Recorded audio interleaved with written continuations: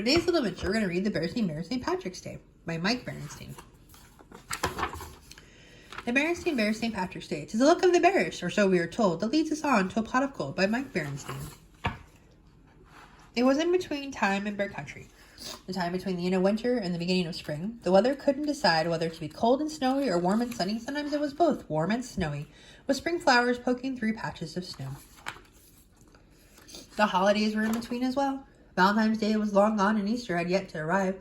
And about this time, March 17th to be exact, Grizzly Gramps and Gran came by the Bear family's treehouse. Happy St. Patrick's Day, called Gramps. Brother, sister, and Honey were surprised to see Gramps and Gran all in green, with bright green top hats. Why are you dressed like that? Asked Sister. For St. Patrick's Day, of course, said Gran. What is St. Patrick's Day? Asked Brother. Gramps was shocked. Don't you cubs know you're part bearish? He asked. We know we're bears, said Sister, puzzled. That's not what I mean, laughed Gramps, and he explained. To be bears, said Gramps, means that some of our ancestors came from the island of Bearland, across the sea. Bearland is a fair green country called the Emerald Isle. That's why we wear green on St. Patrick's Day. Who was St. Patrick? Asked Brother. St. Patrick was important in bearish history, said Gramps. He brought goodness and faith to Bearland. There's a story that he drove all the snakes from the country. Snakes were thought to be evil, and there are no snakes there to this day. Oh, said Sister, disappointed. She likes snakes. Come along now, said Gran. We're going to the St. Patrick's Day parade. Before everyone in Bear Country who even feels bearish will be there. We brought along green outfits for everyone. They were soon dressed all in green. A different look for them. Gramps gave them green clover leaves to wear. What are these, asked Sister? Shamrocks, said Gramps. They are a symbol of Bearland and are said to bring good luck. The luck of the bearish. Nice, said Brother, who didn't mind a little good luck. As they headed for the parade route, the cubs wondered about St. Patrick's Day. Gramps, said Brother, can you tell us more about Bearland? Of course, said Gramps. We'll start with the legend of leprechauns. Leper who? Asked Sister. Leprechaun, repeated Gramps. What's that? Said Brother. It sounds weird. And so it is, agreed Gramps. Leprechauns, Gramps explained as they walked, are magical beings like elves or fairies who live in the woods and vales of Bearland. They are short in stature and given to mischief. They devote themselves to making shoes. Why do they do that? Asked Sister. To pass the time, said Gramps, and went on.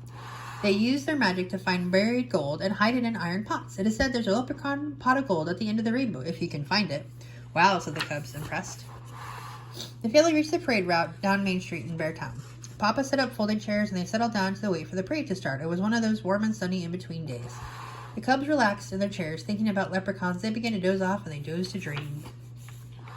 Sleepy, the cubs opened their eyes. To their surprise, it seemed they were in the green and pleasant land. It looked like an Emerald Isle. They were all alone. It was peaceful and serene. Puffy white clouds billowed over the green hills, and a beautiful rainbow appeared. It arced, shimmering down to the hills and beyond. Without thinking, the cubs followed the rainbow. Soon the cubs heard a sound, a tap-tap-tapping, like a little hammer busily at work. Curiously, they followed it to where the rainbow ended, in a ring of boulders. There the cubs beheld a little figure dressed all in green, tapping at his shoe. He turned and saw them. Begorra, he said, smiling. Welcome, young'ums, and who might you be? We're Sister, Brother, and Honey, said Sister. We're bears. Are you now? He laughed. Tell us, sir, are you a real leprechaun? Well, now, what do you think I am? And what brought you here, my darlings? Did you follow the rainbow? Yes, we did, admitted Brother, and I suppose you're expecting to find a pot of gold, said the leprechaun. With a chuckle. I guess so, said Sister shyly. And sure, you were right, said the leprechaun, stepping aside and revealing a pot of gold glistening in the rainbow. Help yourselves. Scarcely able to believe their luck, the cubs dug into the gold and filled their pockets. Wake up, someone was saying it was Grizzly Gran. You're missing the parade. The cubs stood up, rubbing their eyes. The pot of gold and the leprechaun and the Emerald Isle disappeared. They were sitting in their folding chairs on Main Street, Beartown, but somehow something seemed different. The St. Patrick's Day parade was indeed getting started. It was a sight to behold. There were marching bands and bearish dancers. There were pipers piping and harpists harping.